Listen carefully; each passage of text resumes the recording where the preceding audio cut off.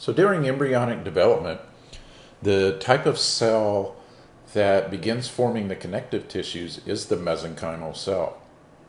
Now, these mesenchyme cells actually remain with the infant and continue into adulthood and act as the replacement cells for when connective tissue is damaged. And I just wanted to show you a picture of the mesenchymal cells. So again, they're the precursor for repair of all connective tissue in adults and children, but also serve as the type of stem cell that will actually form connective tissue during embryonic development. We have now our two major types of fibrous connective tissue, and that is the loose connective tissue and the dense connective tissue. And as you're going to see, there are subtypes to these tissues. Lovely, right? So the loose connective tissue has two major subtypes we're going to talk about, the areolar and the reticular. And then dense has the two subtypes called dense irregular connective tissue and dense regular connective tissue. You'll see the cadaver hand on the picture to the right, and you'll see it pointing to tendons. Tendons are examples of dense regular connective tissue. A little bit more about that in a sec here. But let's focus on loose connective tissue to begin. Well, we'll go ahead and talk about the cell types. So there are common cell types between the two types of fibrous connective tissue. They are fibroblast and fibrocytes, adipocytes, and the mesenchymal cells. Makes sense. There are many other cell types present, actually at least 9 in total, but we're not going to worry about the other types. They're for later on and not to worry about right now. So let's focus on these first types. And of course, we already talked about the suffix blast. That's the one that's going to form the extracellular matrix and ground substance of loose and dense connective tissues.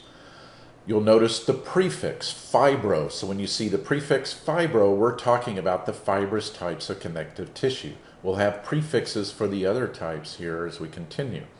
So a fibroblast is that specific cell type that manufactures the ground substance and protein fibers for fibrous connective tissue types. Once it's manufactured it and has made it and now transitions into a maintenance role, it will be called a fibrocyte. There will also be plenty of adipocytes, fat cells present in this type of tissues, in both types of tissues. And of course, we'll see mesenchymal cells for any kind of connective tissue because that's how we're going to produce new cell types.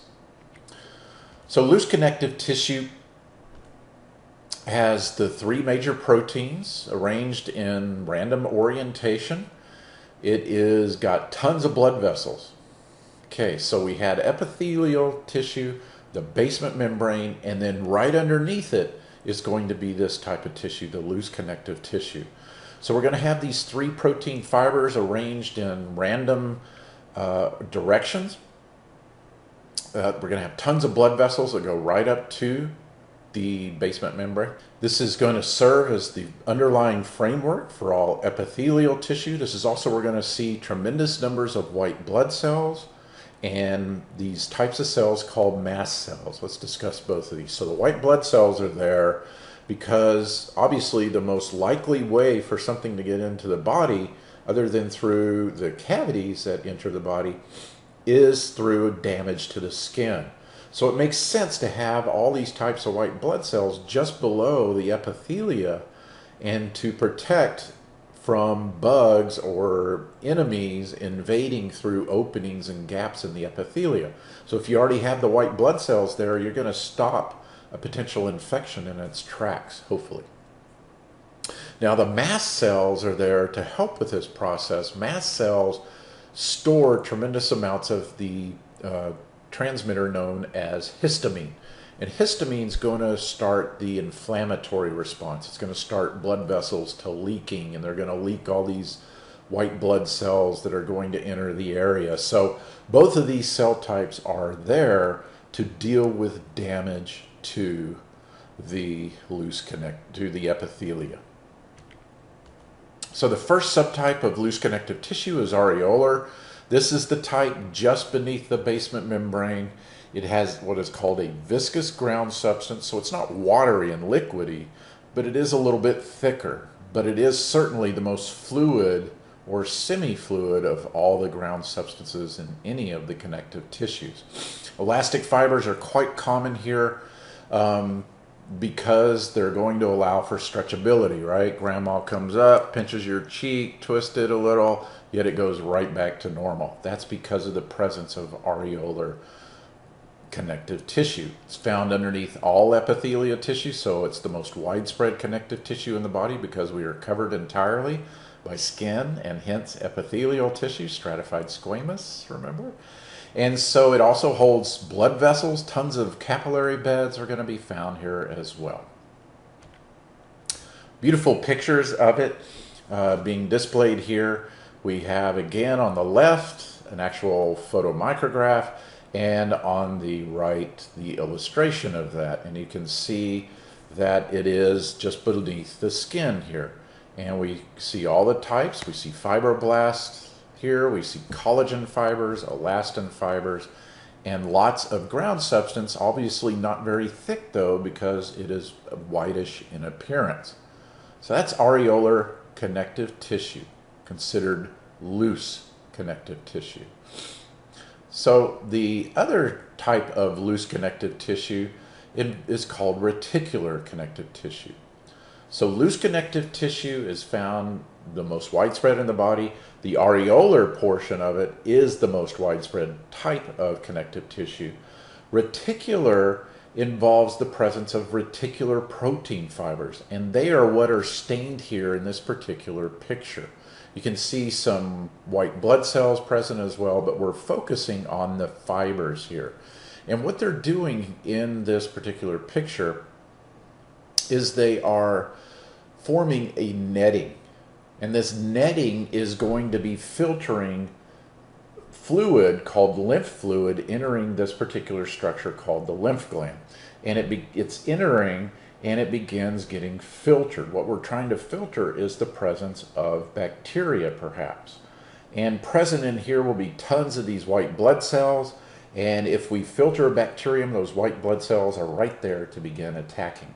So as the lymph fluid enters and gets filtered, we hope to trap bacteria that will be killed and by the white blood cells in the region. So reticular fibers, I'd like you to know, they're found in lymph nodes. Lymph nodes are the primary battlegrounds in the body for filtering out harmful invaders.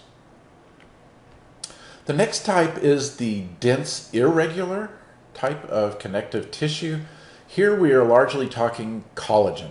So we've pretty much done away with elastin, no reticular. We have collagen. And you'll notice we also have fibroblast cells present. And you'll also notice that the collagen is not arranged in any particular order.